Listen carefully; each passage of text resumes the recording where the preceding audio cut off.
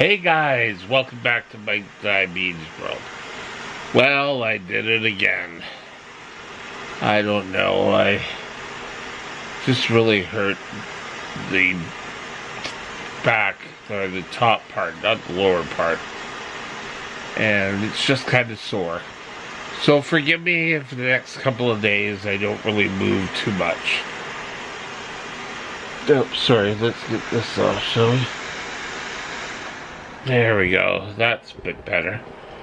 So, how's your New Year?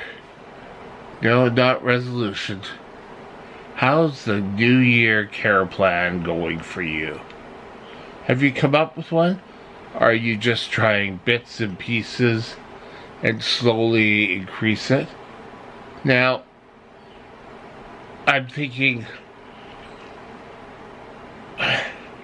when I first got home after being in the hospital,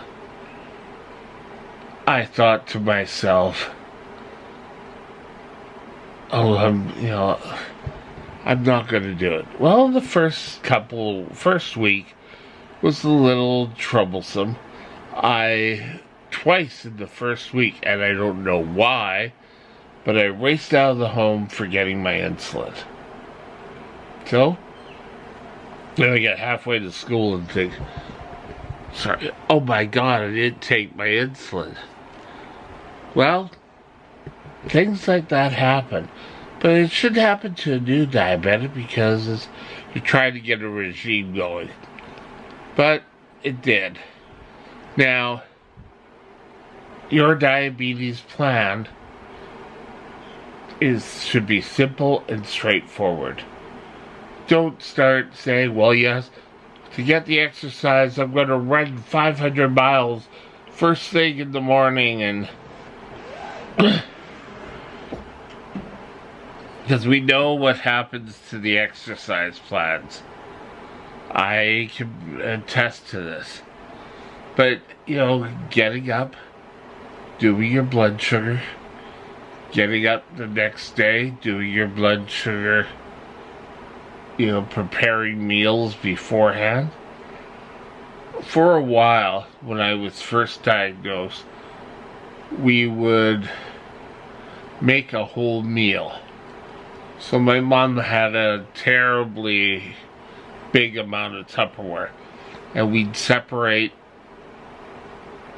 all the different products that would go into dinner, breakfast, or lunch, so that in the morning I could get up, grab the cereal, pour it in, and I knew I was eating everything I needed to eat. It worked for a while, but eventually, oh yeah, I'll do it, yeah. And you kind of fall off that bandwagon. You need to find a way to keep yourself up and ready to go. Don't necessarily rely on yourself. I'm sure your family your relations around may want to help.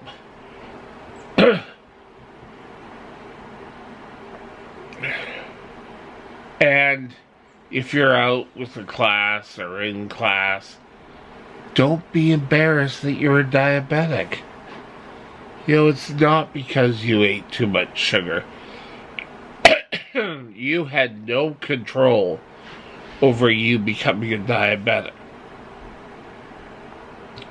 Where type 2 is mostly a lifestyle choice, where you know you kept eating all the time, type 1 isn't that way.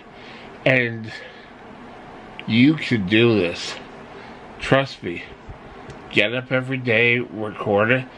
Nowadays, you can get glucometers that can talk to your computer and everything is just laid out. And that's an awesome thing to be able to do. To be able to know what your blood sugar is and to start seeing trends. Because, excuse me, when I first got diabetes, I thought, oh well, blood sugars just remained the same. You know, we need insulin to keep them down. But I didn't think anything of it. So, you should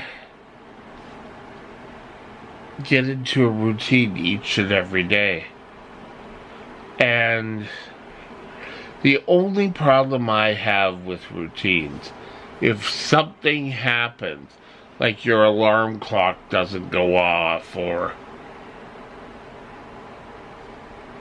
I don't know, one of your kids can't get to school on time or whatever, that may interrupt your routine. So you need to have a backup plan. You know, you need to get there's little refrigeration packs you can get to keep your insulin cold, keep a syringe in case you need it. Or take a diabetic kit with you. Or keep one at the office, you know. There's so often. Now, there's a lady, I've never watched her, but she's on CNN Business. But they did a whole piece on her living with diabetes. And one of her drawers is full of snacks, all portioned off to 15 grams of carbohydrate. I think that's awesome. And I think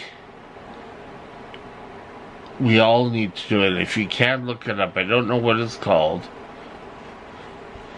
But if you take a look at T1D or type 1 diabetes, it's one of the first ones coming up. And, you know, that's what we all need to do. Now, just like everything else in life, you know, there are failures. But you have a failure, no need to cry over spilt milk. You know, a lot of parents get upset over their kids not, how do I put this, not following their diabetes. For years I was told I was messing around with my diabetes, and I wasn't.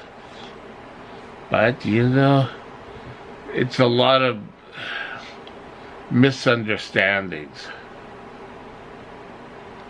I can remember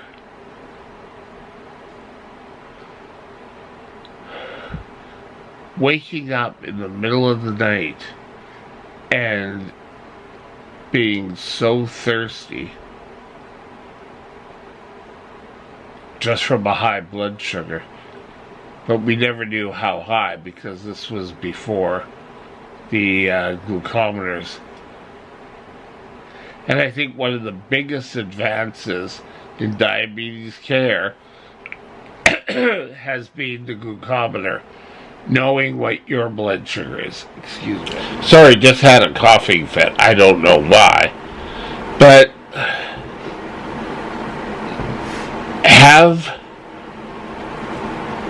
you could have a treat drawer at home, but it's important to also have one in the bathroom, have one in the bedroom, so that you're not having to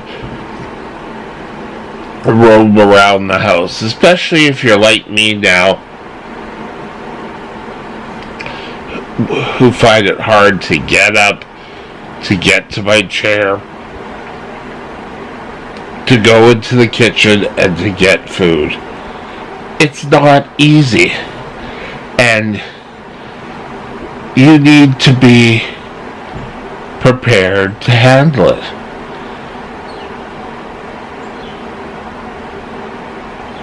You know, high blood sugar, and then I would take insulin, and by morning I'd be low, and it was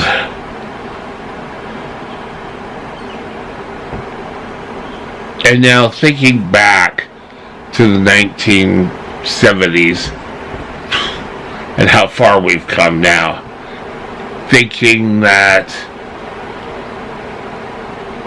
we didn't have blood tests or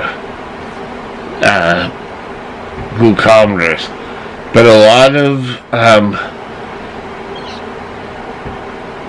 campers would start really feeling low, and they said, put your hands out, and if your hands were stable, you weren't low. And looking back now, that so many of us, each and every one of us diabetics, have different plans, have different lifestyles. We react differently. So how's your plan going? If you haven't started one, start it. It's not as bad. It could be get up at 7.